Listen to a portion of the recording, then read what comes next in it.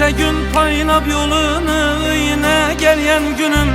Bir nefesge tinç koyup dostu yaran gelmin durun. Ben ahır şu Gülperi'ni köyünde hayranıma.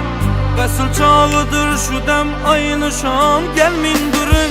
Şu gülen damlı eğer dostu çıkanı bulsanız, her birin öz yarınızını tende canı bulsanız, hem periveşler kebi mahtabanı bulsanız, dilde işkın sürttün kıyızı cuvan gelmin durun.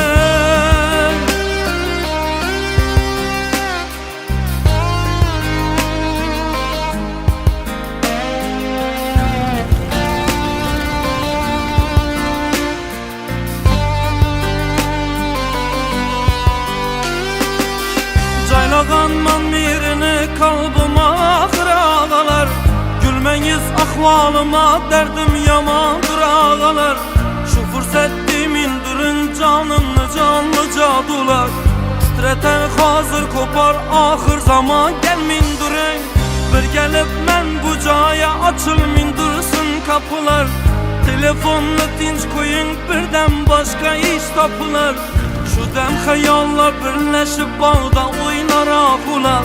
Görünmez gözge şüphe cümle cahan gelmin durun. Şu mübarek dilde bir işkı gümanı kılmanız. Gelmesin yanı öter eşki gümanı kılmanız. İş kılıp kurban baya dostlar yamanı kılmanız. Şu saat bağrımda durmağı taban gelmin.